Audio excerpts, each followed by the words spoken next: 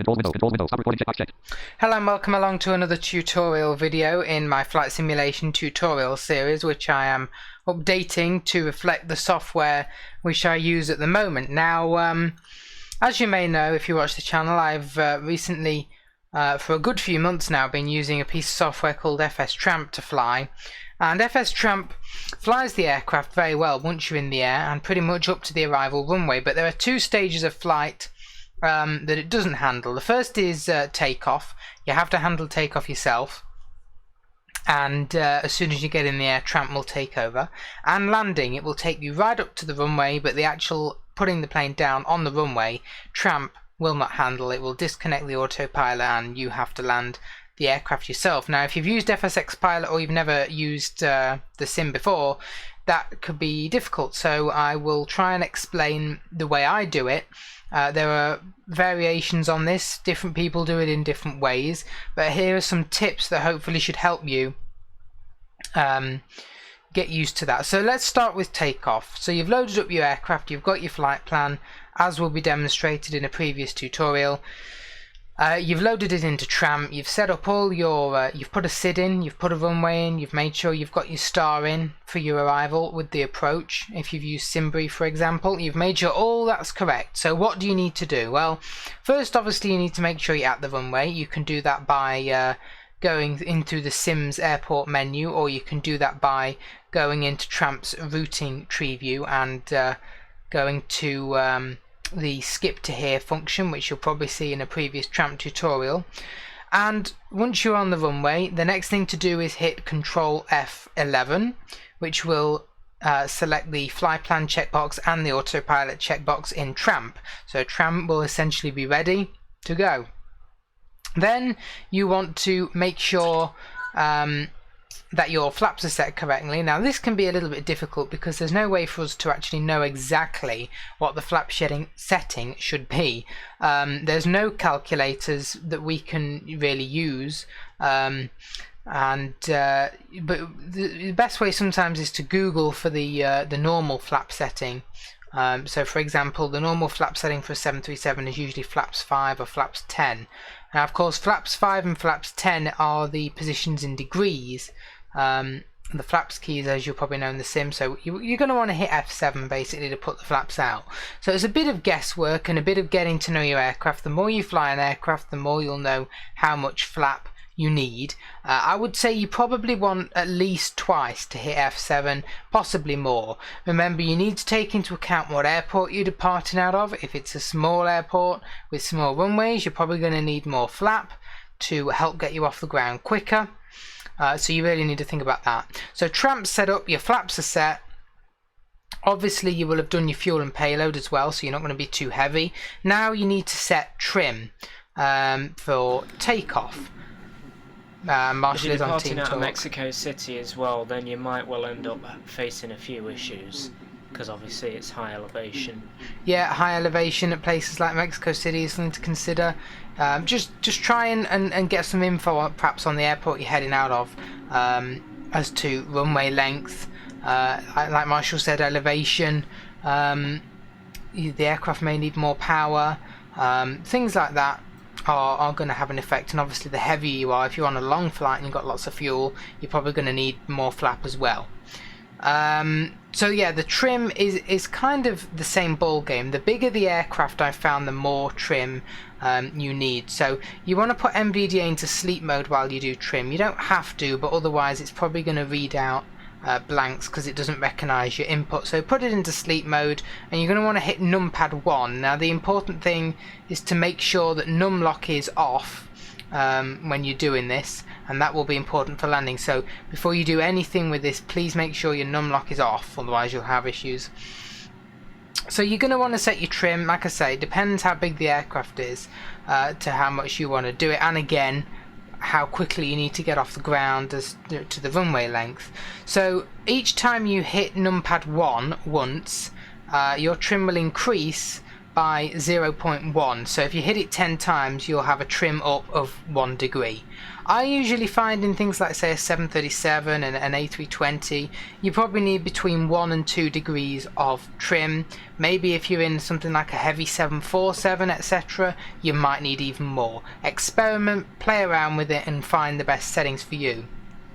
Be aware you may have some... I find the V-speed gauge helpful as well. Sorry to interrupt you. I find the V-speed gauge helpful so that you've got at least a reference, so that if it messes up, you know, you should be airborne by now. Yeah, I'm going to come to that. But yeah, be aware you may mess up on takeoff. You may have it, you know, not lift off. It's just rolling along the runway and it's not lifting off at all. If that happens, you know, you can always go back to the airport menu in the sim, reload yourself on the runway, and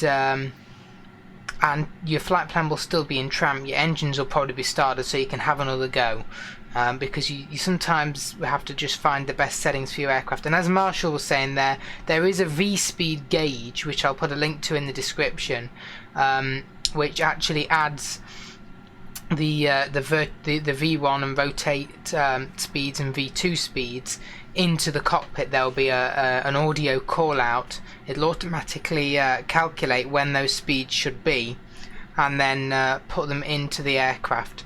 You have to be in virtual cockpit view to hear those call outs, which is F10, so make sure you're in that before you take off.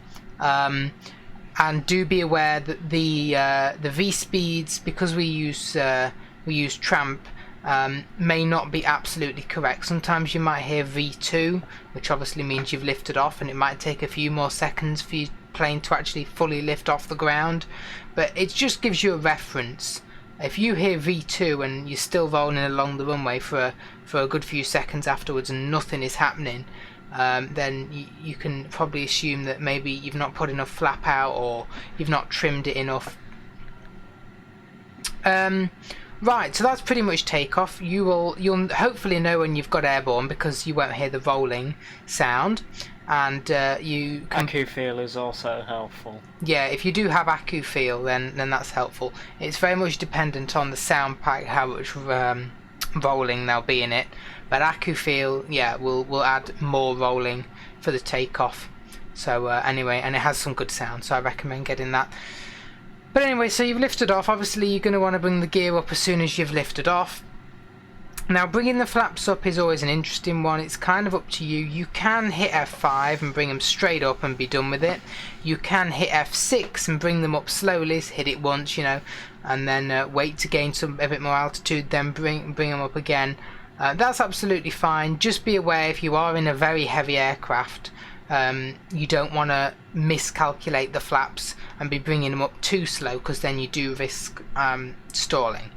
So once you're clean, you've got your gear up, your flaps up, Tramp's got control. Do be aware, in some aircraft, once you get airborne, Tramp will bring the power back dramatically. Don't worry about that. That is completely normal. It will put the power back in, so don't think that you're crashing or something. It's supposed to do that. It's just the way it works, unfortunately. And some high elevation airports, like we had with Mexico City the other day, it might just keep the power in. It may be because obviously it's an 8,000 foot elevation. You know, you're coming through 200 knots, so you're going to be coming through 10,000, or it may just be because it's struggling. Yeah, the higher the elevation your airport is, because it simulates real physics, the more power the aircraft will need, and obviously the heavier it is, the more power it'll need to continue the climb and increase in speed. So anyway, that's the takeoff. So now on to landing. So as soon as you hit top of descent, I always recommend, and I probably will say this in other tutorials when I go through Tramp, to go to your approaches tab in Tramp and find your text briefing of your approach and make sure you read through it. It'll have helpful information to let you know whether the aircraft's going to slow down at a certain waypoint, it's going to slow down early, etc., so you know what to expect. And I would say by 10,000 feet above the airport, you want to be in Tramp checking the speed. So obviously it's in normal circumstances it should bring it back to 250 knots as soon as you hit 10,000 is a general rule. and then it's kind of up to you. You can start bringing flaps out as you wish. It depends how many flap notches your aircraft has. For example, the A320 hasn't got many flap notches in comparison to something like the 737. So you can start bringing them out as soon as you're below 10,000 feet and below 250 knots, just notch by notch, and bring them out more and more, obviously, as your speed slows down. And just make sure it's not having to apply too much power. If you're putting out flap and more flap, and then it's having to apply, a nearly full power or something to maintain speed, then you're doing something wrong probably, and you want to just be a bit more careful with how you're bringing the flaps out. So I would say by 2,500, which should be a call out, you really need call outs in any aircraft you fly. There is a call outs gauge, which I'll also link in the description. If you're using an application like Smart Cars with Fly Virtual, for example, that will give you call outs. Some aircrafts that you can download come with call outs anyway, but you have to have call outs really. If you don't, it could be a pretty bumpy ride. Yeah, most of the Coronado jets, so your Premier, your Phenoms, they have call-outs as well, so you don't have to worry about going into the gauges and modifying them. Yeah, all the paywares should have it. A lot of the ones from Riku do, not all, but a lot, etc. So yeah, just check if your aircraft has call-outs. Maybe do a quick test flight. If it doesn't, then you'll probably need to add them, and the reason being that they're very helpful, as you'll see soon. So when you get to the 2,500 call out, I would say you want your gear down about there, and you probably want to be configured with your flaps set to where you want them to be. Full flap probably. You don't have to go full flap all the time, it's up to you. But it just be configured then. After that point, you don't want to be making drastic configuration changes. So once you pass 2,500, your gear's down, your flaps are where you want them to be. You also want to do shift/, which will arm your spoilers for touchdown. All that means is that if your aircraft touches down rough, it's hopefully not going to bounce because your spoilers will activate. So then you're just going to want to watch the aircraft down, make sure nothing strange happens. You should get the 1,000 call out, and on a good day, Tramp will then disconnect the autopilot between about 300 and 200 feet, provided you've added the right approach. Do be aware there are situations where it may disconnect it higher, which I'll talk about in a minute. It may be 500 or something. Hopefully that doesn't happen, but I have had that. So then, yeah, I think when we first got into Tramp, there was a time where it disconnected really high and you smashed up part of Greece, wasn't there? Oh, probably. I have had it disconnect at some interesting altitudes. In theory it should come out about minimums 300 feet, but yeah. So when Tramp comes out, there's several keys that are going to be important. It's really up to you which combination you use, but I'll tell you how I would normally do it. So as soon as the autopilot comes out, I usually, depending on how big the aircraft is, especially in heavies, hit numpad 5 to stabilize the aircraft and make sure it's not going to roll. And then you'll hear the aircraft keep descending, probably 100, 50, 40, etc. Now again, it depends what size of aircraft you're in. In a heavy, I'd say you want to bring the throttles back probably about 30 feet, maybe a tiny bit above. And in something like a 7.3 or an A320, probably about 20 feet. Then about 30 feet, I would usually tap numpad 2 once, and numpad 2 is the pitch up key that brings the pitch of the aircraft up. So I tap that once or twice, as well as bringing the throttle back. You'll probably hear 10. I might tap numpad 2 twice more or something like that, and then you should touch down. As soon as you hear you've touched down, you want to hit F2, hold that for a few seconds, and you should hear your reverse thrusters come out, and then you can start hitting full stop key as well. Hold that down and you'll brake, and then when you think you've got to an appropriate speed, take your reverse thrust out and set parking brakes, and then you will be good. I would research your aircraft as well, because some private jets like your Phenoms and your Premiers will not have reverse thrust, so if it doesn't come out, don't worry. Yeah, I don't think a lot of people fly those kind of aircraft. I haven't seen it, but yeah, a smaller all the commercials pretty much do, but some smaller jets may not. And obviously, if you're flying a prop, then it definitely won't. So if Tramp's AP does for some reason come out earlier than expected at about 500, the best thing to do is, well, there's a few things you could do. You might want to hit up arrow a few times, which will pitch your aircraft down a little bit if it's struggling to get down from that altitude, if it's kind of just stuck there.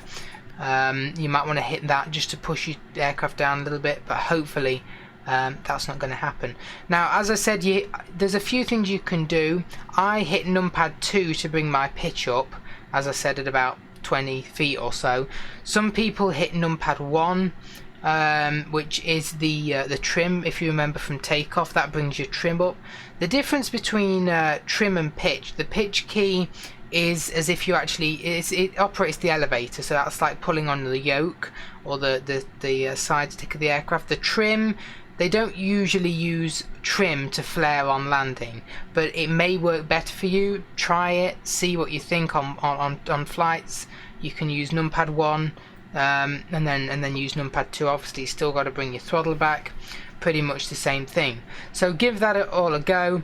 That's about the best advice I can give you. Make sure you've got the correct landing speed in Tramp. You don't want to be coming in too fast or too slow, because you know, there's obviously risks involved with both of those. And yeah, Yep. I think that's it. Unless you've got any other tips or anything to add, Marshall, I think that's about all the things I can help you with. Project Fly and Fly Virtual and all of that is going to be invaluable when measuring landing rates, although Fly Virtual is going to give dodgy landing rates compared to Project Fly. I don't know why. Yeah, if you actually want to see how good your landing rates are, or how you know, whether it's gone well, you can always gauge it by, you know, how heavy it sounds to you. But if you actually want some software, Project Fly, which I did in a previous tutorial, which I recommend for many reasons, but yes, it does show landing rate. Fly Virtual will, a lot of softwares will show landing rate. Yeah, and self-loading cargo does it as well. Yeah, self-loading cargo, which is a passenger application that I'm going to be doing a tutorial on soon. So that, yeah, a lot of applications will show you landing rate. It's not the be all and end all, and they're not always perfect. I have had, you know, 3 applications running that all give me landing rates, and they all give me completely different landing rates, so it's not always perfect. But you want to be aiming for, I'd say, well, I mean, anything below like minus 400 FPM is going to be pretty bumpy and is not really acceptable in real life. But of course, you know, don't hold yourself to too high standards. It's a simulator, and you know, once that AP's out, we are literally flying blind. We have no idea what's going on. So you know, these things don't always turn out perfect, but as long as you get the plane down, that's really all that matters, and you'll get better at it with time. So I think that's it. That's all the tips I can give for takeoff and landing. Yeah, so all the other tutorials that I expect to come out will include, obviously, hopefully I've already posted one on Tramp by this point, and there'll hopefully be one on a few other programs, including Radar Contact version 4 and Self-Loading Cargo, a passenger application which has recently come out. So hope that's been helpful, and if you do want any demos of landings, you can go back through my videos that I've uploaded with Tramp and watch the landings. You can watch landings that other people have done, Josh, etc. You know, again, some landings will be good, some landings will be bad. It's difficult with Tramp. It's kind of the luck of the draw. You don't always get a perfect landing. No one will. But if you want demos, you can find them there. Thank you for watching, and check the description link for those gauge. Check the description rather for the gauge links if you would like to pick those up and add them to your aircraft as well. 6.1%. Control wind. Stop recording. Checkbox checked. Stop recording.